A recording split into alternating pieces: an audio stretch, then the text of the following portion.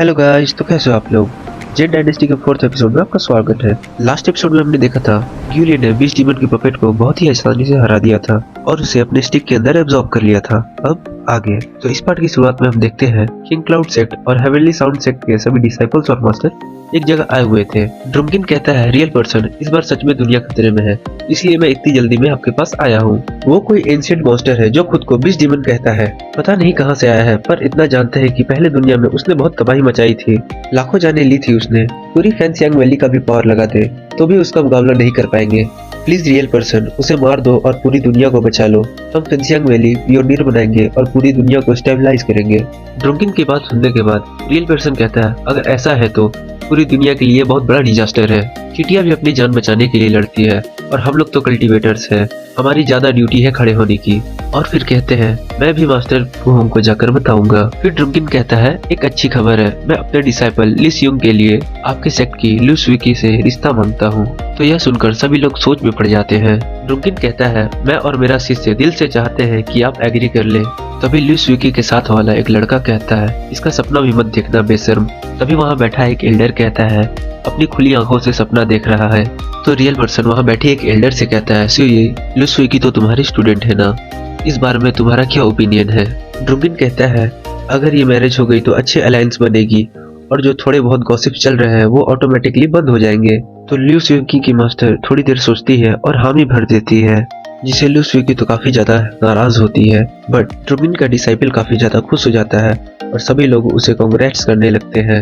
तो real person कहते हैं, ये तो अच्छी लव स्टोरी बन गई, फ्यूचर में लेजेंडरी भी हो सकती है। लू स्विकी के साथ वाली लड़की कहती है, सीनियर सिस्टर, क्या सच में आप उस लड़के से शादी करेगी। तभी सुकी थोड़ा हिम्मत करके बोलती है, रुको। तो रियल पर्सन पूछता है, सुकी, क्या तुम्हें कुछ कहना है। तो स्यूकी कहती है, नहीं, मुझे ये शादी नहीं करनी। इसके बाद हमें ग्यूली को दिखाया जाता है जो अचानक से उठता है और कहता है, मेरा दिल इतनी जोरों से क्यों धड़क रहा है। फिर वह देखता है थ्री आई मंकी उसे खाने के दिखा रहा था। फिर वह उठता है और खाने को पकाने लगता है। तभी कोई चीज उन लोगों की तरफ बढ़ती है जिसका प्रेजेंस ग्यूली को फील हो जाता है। तभी ग्यूली देखता है एक बिस्ट उनके खाने पर अटैक कर देता है जो ताओतियन था। थ्री आई मंकी उस ताओतिये को एक स्टिक से रोक देता है और उसे दूर फेंक देता है। ग्यूली सोचता है, ताओतियन तो एंशिएंट फायर बीस्ट होता है, शायद वह पिग की रोस्टेड स्मेल से यहाँ अट्रैक्ट हो गया है।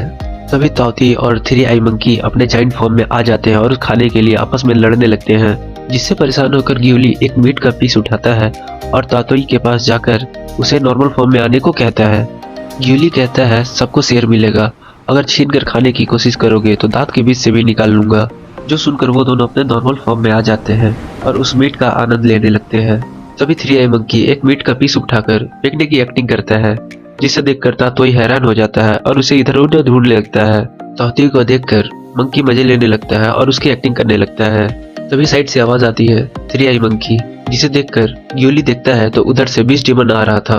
बीस्ट डीमन कहता है, तुम्हारी स्किल काफी अच्छी है, और कहता है, सोचा नहीं था इस बारबेक्यू के लिए अपने किलर इंटेंस को दबा लूंगा। ग्यूली कहता है, यह बस एक रोस्टेड पिग है। तो बीस्ट डीमन हंसने लगता है और कहता है, पेट भरने के लिए।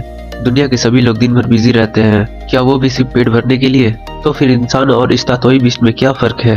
तो ग्यूली कहता है, फर्क होता है, इंसान में सुख दुख प्यार और नफरत जैसे इमोशंस होते हैं। तो बीस्ट डीमन हंसने लगता है और कहता है, जानवरों में भी तो फीलिंग्स होती है, तू इस पिग को मार रहा है, उसे दर्द होता है और उसे मरने में डर भी लगता है। अगर मैं तुझे मारूं तो तुझमें और पिग में क्या फर्क रहेगा। तो ग्यूली कहता है, फर्क है, मुझे अपनी लाइफ में बहुत सारी चीजों का रिग्रेट है, मैं दिन रात स्ट्रगल करता हूँ पर मर नहीं सकता। मुझमें और पिग में फर्क ये है कि जिंदा रहने से होप है और मरने से कवर्ड बन जाता है। इस एनिमल में यह इमोशंस कहाँ है।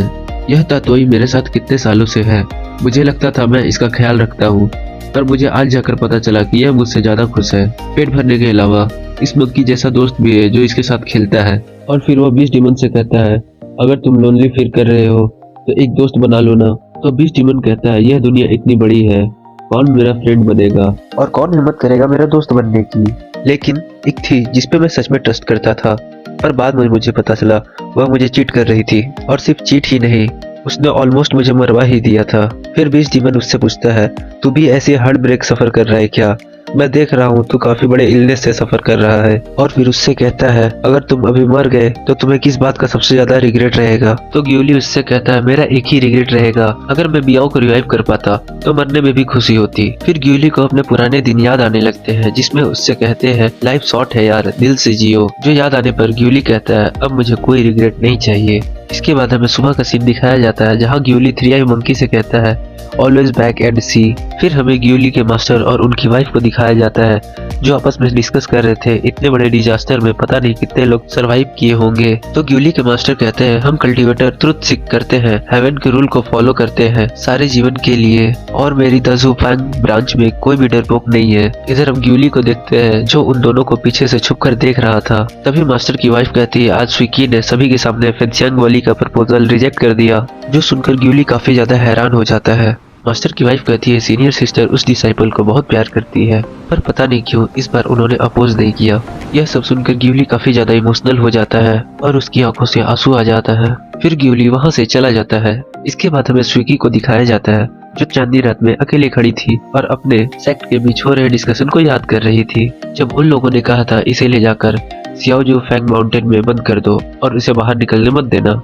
इसके बाद हमें ग्यूली को दिखाया जाता है, जो धुंध में धीरे धीरे आगे बढ़ रहा था। तो स्विकी कहती है सीनियर सिस्टर तुम यहाँ क्या कर रही हो। और जब स्विकी पलट कर देखती है तो वहाँ पर ग्यूली खड़ा था, जिसे देखकर स्विकी काफी ज्यादा इमोशनल हो जाती है और कहती है सियाओ फैन। तभी ग्यूली कहता है क्या तुम ठीक हो। जो सुनकर स्विकी की आंखें भर आती है और वह कहती है अगर तुम आए ही हो तो पास क्यों नहीं आ रहे। जो सुनकर ग्यूली थोड़ा सा हिचकिचाता है, फिर उसके पास चला जाता है। स्विकी कहती है मैंने कहा था अगली बार जब हम मिलेंगे तो डेडली एनिमी बन जाएंगे, फिर तुम मुझसे क्यों मिलने आए। ग्यूली उससे पूछता है क्या बर्निंग वैली के लोगों ने तुम्हारे सामने शादी का प्रपोजल रखा था। तो स्विकी हाँ कहती है और कहती है मास्टर और पा मास्टर दोनों ही एग्री हो गए थे। ग्यूली उससे पूछता है क्या तुम नहीं चाहती। तो स्विकी कहती है नहीं मैं नहीं चाहती। ग्यूली उससे कहता है तुम मेरे साथ चलो। तो वह कहती है कहाँ। तो ग्यूली कहता है कहीं भी, इस दुनिया के आखिरी छोर तक। फिर वह कहती है तो बियाओ का क्या। जो सुनकर ग्यूली थोड़ा रुक जाता है और फिर अपने कदम पीछे लेने लगता है। और फिर इसी सैड मोमेंट के साथ हमारा यह एपिसोड यही खत्म हो जाता है। Thank you. Like and subscribe जरूर करना।